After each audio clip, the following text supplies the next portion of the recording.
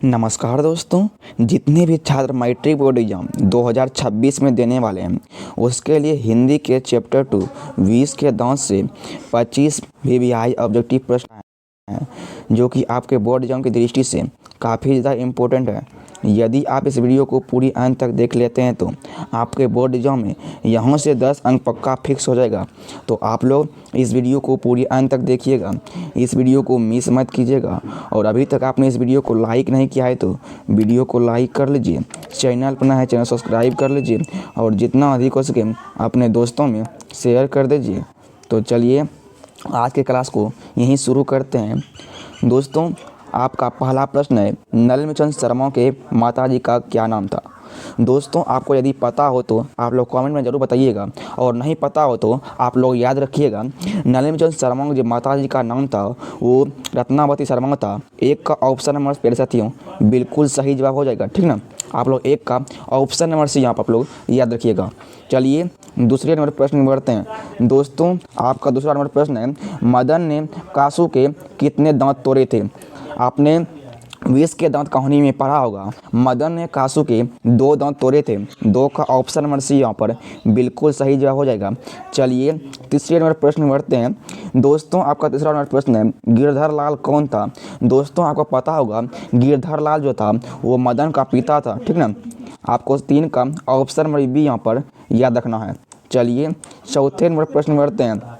दोस्तों, आपका चौथा नंबर प्रश्न है, 20 के दांत शीर्षक कहानी के कहानीकार कौन है। दोस्तों, आपको याद रखना है 20 के दांत कहानी के शीर्षक के लेखक जो हैं वो नलिनीचंद शर्मा जी हैं। 4 का ऑप्शन नंबर डी यहाँ पर सही जवाब हो जाएगा।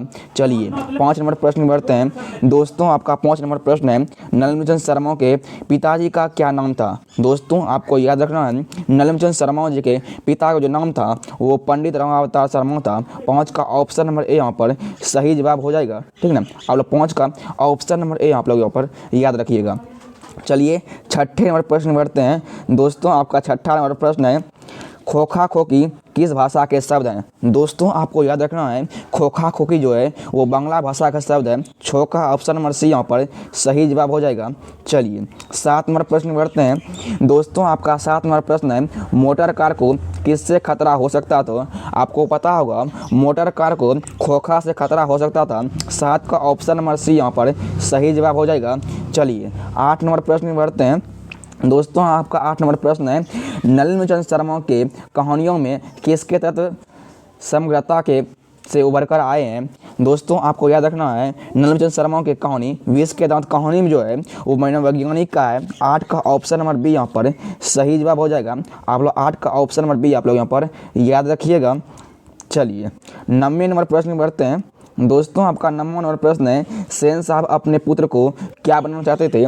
दोस्तों, आपको याद रखना है सेन साहब जो है अपने पुत्र को बिजनेसमैन या इंजीनियर बनाना चाहते थे। 9 का ऑप्शन नंबर ए यहाँ पर सही जवाब हो जाएगा। चलिए 10वें नंबर प्रश्न में बढ़ते हैं। दोस्तों, आपका 10वां नंबर प्रश्न है, 20 के दांत कहानी कैसी कहानी है। आपको याद रखना है 20 के दांत कहानी जो है दोस्तों वो मनोवैज्ञानिक कहानी है। 10 का ऑप्शन नंबर डी यहाँ पर सही जवाब हो जाएगा। चलिए 11वें नंबर प्रश्न में बढ़ते हैं। दोस्तों, आपका 11वां नंबर प्रश्न है, खोखा का क्या नाम था। दोस्तों, आपको पता होगा खोखा का जो नाम था वो कासू था। 11 का ऑप्शन नंबर सी यहाँ पर सही जवाब हो जाएगा। चलिए 12 नंबर प्रश्न बढ़ते हैं। दोस्तों, आपका 12 नंबर प्रश्न है, खोखा खोकी का अर्थ क्या है। दोस्तों, आपको याद रखना है खोखा खोकी का जो अर्थ है वो बच्चा बुच्ची है। 12 का ऑप्शन नंबर ए यहाँ पर सही जवाब हो जाएगा। दोस्तों, आप चाहते हैं कि अपने बोर्ड एग्जाम में हाई स्कोर करें तो और अभी तक आपने इस वीडियो को लाइक नहीं किया है तो वीडियो को लाइक कर लीजिए, चैनल पर नए हैं चैनल सब्सक्राइब कर लीजिए और पूरी तैयारी क्लासेस करना चाहते हैं तो आप लोग सारे वीडियो को जितना मैं प्रश्न करा रहा हूँ सारे ऑब्जेक्टिव प्रश्न को याद कर लीजिए, ताकि मैं जितना भी प्रश्न कराता हूँ वो आपके बोर्ड एग्जाम में एक एक इम्पोर्टेंट प्रश्न है। आपके बोर्ड एग्जाम में हर बार यहीं से प्रश्न आता है तो आप लोग इस वीडियो को पूरी अंत तक देखिएगा, इस वीडियो को मिस मत कीजिएगा। और अभी तक आपने इस वीडियो को लाइक नहीं किया है तो वीडियो को लाइक कर लीजिए, चैनल सब्सक्राइब कर लीजिए और जितना अधिक हो सके अपने दोस्तों में शेयर कीजिएगा। चलिए 13 नंबर प्रश्न में बढ़ते हैं। दोस्तों आपका 13 नंबर प्रश्न है, विष के दांत कहानी किस वर्ग के अंतर्विधियों को उजागर करती है। दोस्तों आप लोग बताइएगा, विष के दांत कहानी जो है वो मध्यम वर्ग के लोगों को उजागर करती है। 13 का ऑप्शन नंबर सी प्रतिशत यहाँ पर बिल्कुल राइट हो जाएगा।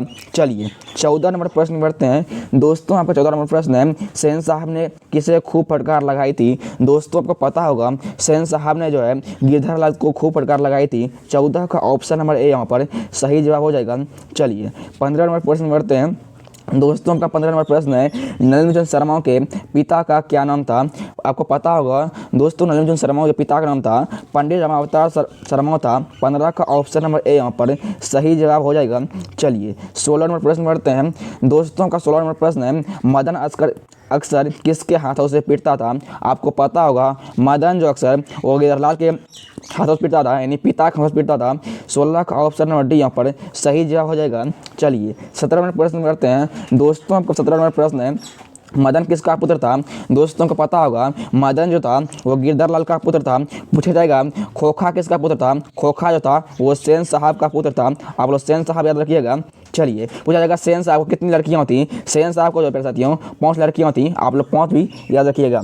चलिए 18 प्रश्न बढ़ते हैं। दोस्तों आपका 18 प्रश्न है, मदन की उम्र क्या थी। दोस्तों आपको याद रखना है, मदन की जो उम्र थी वो 5 से 6 वर्ष थी, इसीलिए 18 का ऑप्शन नंबर ए यहाँ पर ऑप्शन ऐसा ही जवाब हो जाएगा। चलिए 19 नंबर प्रश्न बढ़ते हैं। दोस्तों आपका 19 नंबर प्रश्न है, कौवों की जमात में शामिल होने के लिए कौन ललक गया था। दोस्तों आपको याद रखना है, कौवों की जमात में शामिल होने के लिए हंस ललक गया था। 19 का ऑप्शन नंबर ए यहाँ पर सही जवाब हो जाएगा। चलिए 20 नंबर प्रश्न बढ़ते हैं। दोस्तों का 20 नंबर प्रश्न है, सेन साहब खोखा को क्या बनाना चाहते थे। दोस्तों आपको याद रखना है, सेन साहब जो खोखा को इंजीनियर बनाना चाहते थे। 20 का ऑप्शन नंबर डी यहाँ पर सही जवाब हो जाएगा। चलिए 21 नंबर प्रश्न बढ़ते हैं। दोस्तों आपका 21 नंबर प्रश्न है, नलिनीचंद शर्मा का जन्म कहाँ हुआ था। आपको याद रखना है, नलिनीचंद शर्मा को जन्म हुआ था वो बदरघाट पटना में हुआ था। 21 का ऑप्शन नंबर सी यहाँ पर सही जवाब हो जाएगा। चलिए 22 नंबर प्रश्न बढ़ते हैं। दोस्तों आपका 22 नंबर प्रश्न है, नलिनीचंद शर्मा की मृत्यु कब हुई थी। दोस्तों आपको याद रखना है, नलिनीचंद शर्मा की जो मृत्यु हुई थी 2 सितंबर 1961 ईस्वी को हुई थी। 22 का ऑप्शन नंबर ए यहाँ पर सही जवाब हो जाएगा। चलिए 23 नंबर प्रश्न बढ़ते हैं। दोस्तों आपका 23 नंबर प्रश्न है, नलिनीचंद शर्मा का जन्म कब हुआ था। दोस्तों आपको याद रखना है, नलिनीचंद शर्मा का जो जन्म हुआ था वो 18 फरवरी 1916 ईस्वी को हुआ था। 23 का ऑप्शन नंबर बी यहाँ पर सही जवाब हो जाएगा। चलिए 24 नंबर प्रश्न बढ़ते हैं। दोस्तों आपका 24 नंबर प्रश्न है, नलिनीचंद शर्मा पटना विश्वविद्यालय के हिंदी विभाग के अध्यक्ष कब बने थे। दोस्तों आपको याद रखना है, नलिनीचंद शर्मा जो है पटना विश्वविद्यालय के हिंदी विभाग के अध्यक्ष बने थे, वो 1959 में बने थे। 24 का ऑप्शन नंबर डी यहाँ पर सही जवाब हो जाएगा। चलिए 25 नंबर प्रश्न बढ़ते हैं। दोस्तों आपका 25 नंबर प्रश्न है, लड़कियां क्या है कठपुतलियां हैं, किसे इस बात पर गर्व है। दोस्तों आपको याद रखना है, इस बात पर जो गर्व है वो माता पिता का है। 26 का ऑप्शन नंबर डी यहाँ पर सही जवाब हो जाएगा। आज के इस वीडियो में 25 प्रश्न था। यदि आप इस 25 प्रश्न को याद कर लेते हैं तो आपके बोर्ड एग्जाम में यहाँ से 10 अंक पक्का हो जाएगा।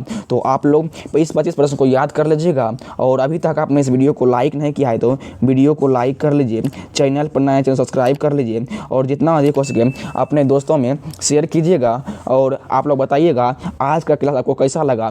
ऐसे ही कंटेंट आपको इस चैनल पर मिलते रहेगी। तब तक के लिए पढ़ते रहिए, हंसते रहिए, मुस्कुराते रहिए। जय हिंद, नमस्कार, राधे राधे।